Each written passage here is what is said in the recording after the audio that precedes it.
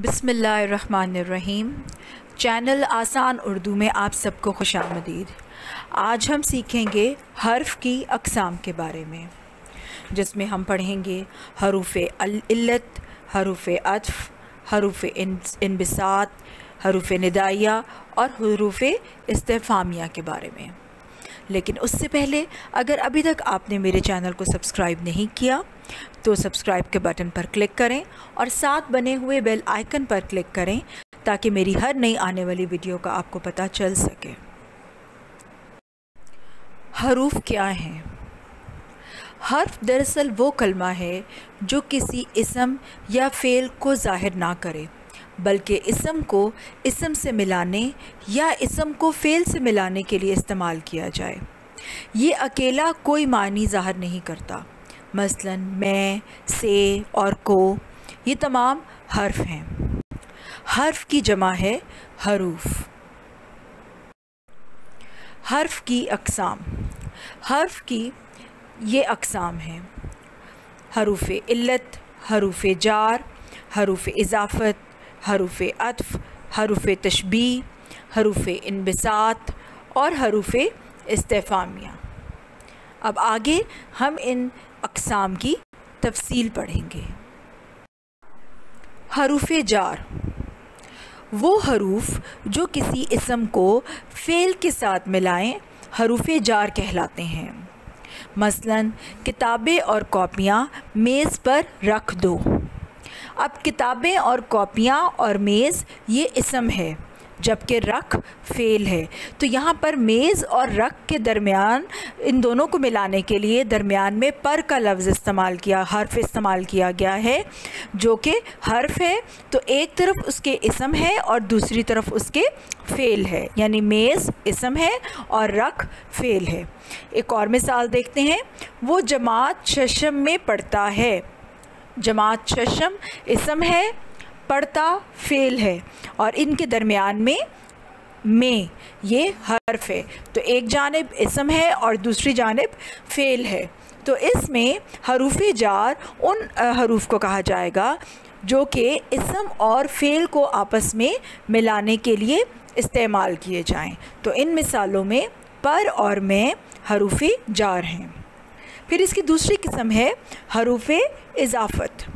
ये हरूफ दो इसमों के बाहमी ताल्लुक़ को ज़ाहिर करते हैं। मसलन अब दो इसम जैसे खालदा और माँ दोनों इसम हैं। अब इन दोनों का बाहमी ताल्लुक़ खालदा की माँ यानी खालदा की अम्मी, तो खालदा भी इसम है और माँ भी इसम है। फिर फ़ातिमा का रुमाल, फ़ातिमा भी इसम है और रुमाल भी इसम है। फ़ातिमा का रुमाल यानी रुमाल का ताल्लुक़ ज़ाहिर किया जा रहा है फ़ातिमा के साथ। दरख्त के पत्ते, पत्तों का ताल्लुक़ ज़ाहिर किया जा रहा है दरख्त के साथ। दोनों जानिब इसम है और दरमियान में हर्फ है। अरशद की किताबें, दोनों जानिब इसम है और किताबों का ताल्लुक़ ज़ाहिर किया जा रहा है अरशद के साथ। और इन मिसालों में की, के और का हरूफ इज़ाफ़त हैं। हरूफ अत्फ़ वो हरूफ जो दो इसमों या दो जुमलों को मिलाने का काम करे, हरूफ अत्फ़ कहलाते हैं। और वाओ और ये दोनों जो हर्फ हैं ये हरूफ अत्फ़ हैं। जैसे शबो रोज़, समीना और कौसर, तो इसमें वाओ और ये दोनों जो हैं हरूफ अत्फ़ हैं। अब जैसे हम कहते हैं सुबह शाम, फिर दिन और रात, तो इस तरह वाओ और ये दोनों हरूफ अत्फ़ हैं। हरूफ इल्लत वो अल्फाज जो किसी अमर के इज़हार के लिए इस्तेमाल हों हरूफ इल्लत कहलाते हैं। यानी कि किसी काम के इज़हार के लिए इस्तेमाल हो वो हरूफ इल्लत कहलाएंगे, जिसमें इसलिए, ताकि, के, लिहाजा, क्योंकि, ये तमाम हरूफ इल्लत हैं। जैसे आप कहेंगे कि क्योंकि की मिसाल अगर आप देना चाहें कि वो बीमार था इसलिए स्कूल नहीं गया, तो इसमें हमने इसलिए कि वो बीमार था इसलिए स्कूल नहीं गया, और وہ امتحان میں اچھے نمبروں سے پاس نہ ہو سکا کیونکہ اس نے پرچے کی تیاری نہیں کی تھی، یعنی کہ کسی بھی کام کو آپ نے اس میں واضح کر دیا ہے۔ حروف تشبیہ وہ حروف جو ایک چیز کو کسی دوسری چیز کی مانند قرار دینے کے لیے استعمال ہو، یعنی ایک چیز کو آپ کسی دوسری چیز کی طرح قرار دے رہے ہیں، جیسے ہم کہیں دودھ جیسا سفید، روئی کی طرح نرم گال، سرو کی طرح لمبا قد، تو یہ کچھ ایسے ہو بہو، یہ ہو بہو اپنی ماں جیسی ہے، یعنی کہ یہ الفاظ ایسے ہیں جو کہ ایک چیز کو کسی دوسری چیز کی مانند قرار دینے کے لیے استعمال ہوں، وہ حروف تشبیہ کہلائیں گے، جیسے جیسا، ہو بہو، مانند، طرح، یہ تمام کے تمام جو ہیں یہ حروف تشبیہ ہیں۔ پھر آگے آتے ہیں حروف انبساط۔ یہ وہ الفاظ ہیں جو خوشی اور مسرت کے موقع پر بولے جاتے ہیں، جیسے سبحان اللہ، الحمدللہ، ماشاء اللہ، آہا، جیسے آہا پاکستان میچ جیت گیا، سبحان اللہ میں امتحان میں اول آیا، یہ ماشاء اللہ تم کتنی خوبصورت لگ رہی ہو، یعنی ایسے الفاظ جو کہ آپ خوشی کے موقع پر بولیں گے وہ کہلاتے ہیں حروف انبساط۔